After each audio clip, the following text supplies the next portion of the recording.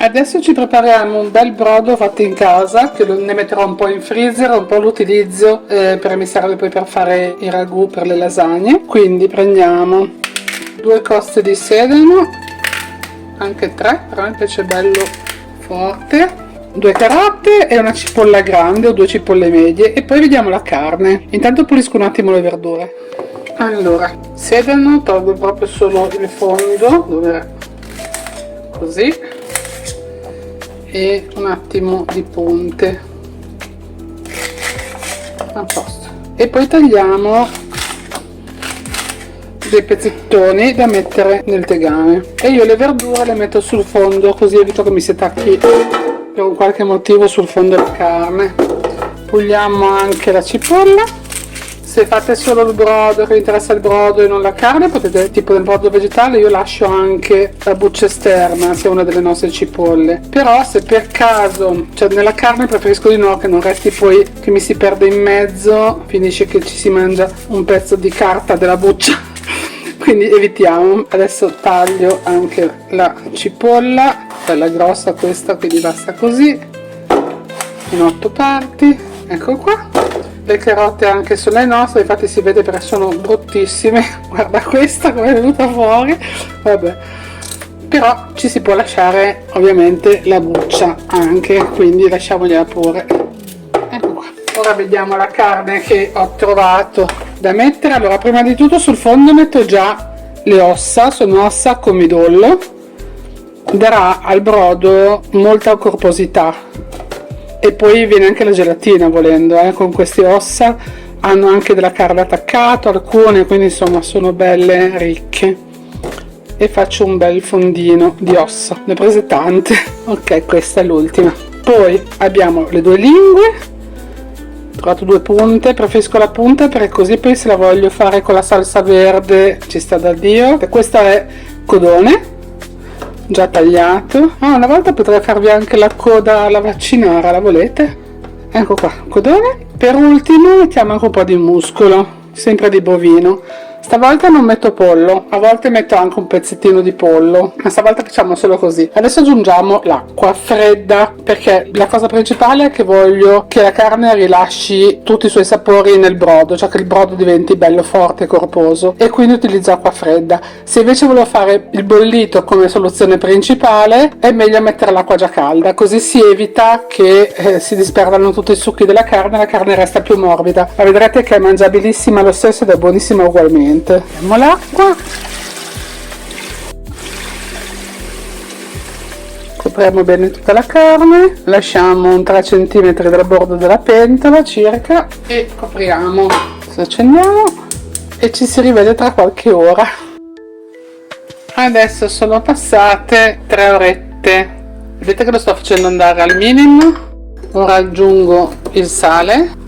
Non lo metto prima perché non mi piace, non voglio che indurisca troppo la carne. E adesso la facciamo andare un'altra oretta. Schiumiamo un po' il brodo, la schiuma che c'è in superficie.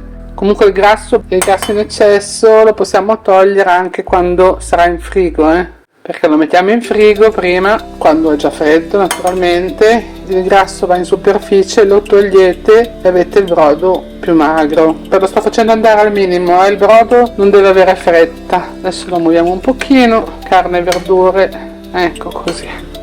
Mettiamo un altro po' di sale e poi lo facciamo andare almeno un'altra oretta.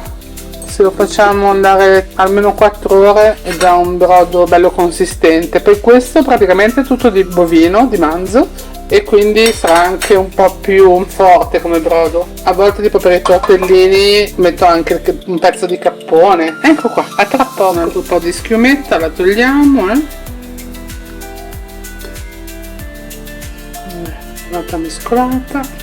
Ultimo controllo, ma direi che ormai è già passato tanto di quel tempo che possiamo spegnere. Sono passate 5 ore, spegniamo il fuoco intanto. A forza di schiumare, non vi ho fatto vedere tutte le schiumate, ma 3 o 4 non è tantissima, comunque un po' ce n'è, non ce n'è quasi più, direi, di schiuma, vedete? Adesso lasciamo raffreddare la carne e vi faccio notare soltanto una cosa, cioè quanto è calato dall'altezza di 3 cm che aveva quando abbiamo iniziato a farla, questi sono tutti i centimetri persi nella bollitura, quindi vuol dire che si è addensato bene. Adesso aspettiamo che si raffredda con calma la carne anche, e quando è un po' più toccabile, tiepidina, la tiriamo fuori. Il grasso che si è formato in superficie, ecco.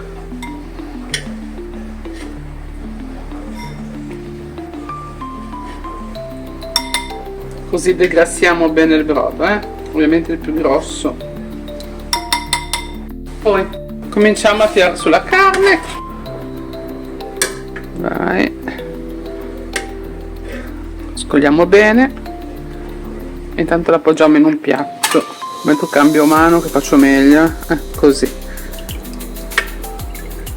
Se poi rimane qualche verdurina la spostiamo nella ciotola di fianco.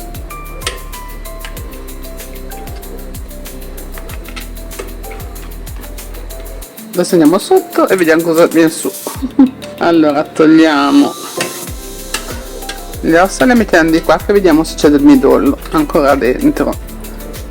Difficile con una cottura così lunga, molto sarà venuto fuori però.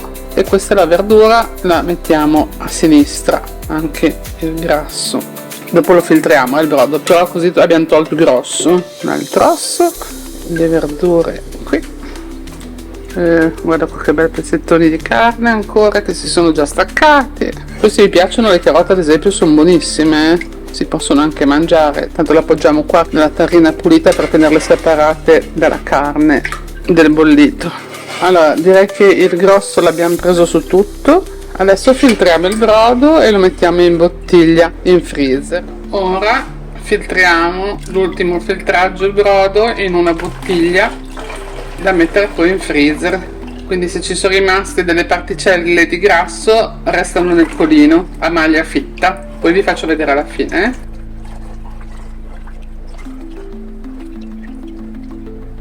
Questa la chiudiamo in chiusura, lasciatela un po' più bassa del collo, non riempitelo fino in cima perché poi il liquido ovviamente si spande quando ghiaccia e dovete dargli lo spazio, sennò poi scoppia la bottiglia o si apre in freezer e non è mai auspicabile. Se lo svuoto un po' dal grasso che si è formato vi faccio vedere che quantità c'era già solo con la prima bottiglia praticamente. Ecco, vedete, questo adesso lo togliamo e andiamo avanti a filtrare, così avremo un brodo bello trasparente. In fondo naturalmente c'è ancora più impurità, quindi diventa più fitto. Allora abbiamo fatto la seconda bottiglia. Ora prendo una ciotola da tenermene da parte un po' per il brodo, scusa, per il ragù. Voglio fare un ragù bolognese con il brodo di carne fatto in casa naturalmente, quindi ne metto un po' già in frigo perché mi servirà. Dimenticavo una cosa importante, adesso prepariamo la carne, questo intanto lo metto in frigo come avevo detto, che utilizzerò per fare il ragù, ma in realtà lo utilizzerò prima anche per sbollentare la carne. Quando la vogliamo scaldare da servirla, utilizzate un po' di brodo invece che l'acqua, se no l'acqua lo slava troppo. Gli mettete un pochino di brodo, l'umidità la farà riscaldare, appena è calda la servite, la scolate da quel po' di brodo. Quel brodo lo potete utilizzare appunto per fare il ragù. Intanto preparo la carne. Allora, prima di tutto prendo un attimo la lingua, gli tolgo già la pelle, un taglio centrale qua, un pochino inciso, poi passate sotto col dito e la staccate, visto? È proprio super semplice, vi girate tutto intorno praticamente, ecco qua, così. Tolgo il retro che resta un po' più attaccato, così, aiutandomi col coltellino, in maniera molto, vedete, anche questa vi invia molto facilmente perché è ben cotta naturalmente. Poi la metto in un contenitore, la metto in frigo e quando siamo pronti a mangiarla la tagliamo. La potete anche metterla nel congelatore, come siete più comodi. Ora al resto della carne daremo dei tagli molto grossolani. Come vedete questo ad esempio è tutto nervo che si stacca dall'osso, ok? Quindi aiutiamo a staccarsi. E poi dipende a chi piace, potete fare un'insalata di nervetti, io lo metterò insieme alla carne nel servizio normale perché a molti piace anche il nervo. Le ossa le lascio a parte, adesso questo ad esempio non ha neanche il midollo, le altre faccio tutti dei tagli così un po' grossolani e le mettiamo a tavola. Questa ad esempio come vedete c'è il midollo dentro e quindi lo metto di lato, che mio marito adora il midollo. Ok, adesso il muscolo lo tagliamo di traverso rispetto al taglio della carne, ecco qua, e lo mettiamo sempre già nel piatto. Brutta da vedere ma buona da mangiare, ragazzi. È la caratteristica. La stacchiamo dall'osso, che comunque viene via da sola praticamente. La lascia abbastanza grossolana, ma sempre comunque a forma cuboide, così uno ne prende su quello che gli va e gusta più tipologie di carne. Anche questo è un osso pieno e non ha midollo. Questo è il codone, quindi si fa così, si prende da un lato e si gira tutto intorno all'osso. Con le mani viene via, guardate, il coltello non mi serve quasi. Allora, il codone facciamo così, alterniamo i colori, mettiamo di là le ossa e teniamo separati i tipi di carne, così quando vi chiedono cosa sono sapete esattamente, anche se non riconoscete bene la carne, che cosa stanno mangiando. Muscolo, questa è la parte più asciutta tra virgolette, ma guardate come si taglia bene.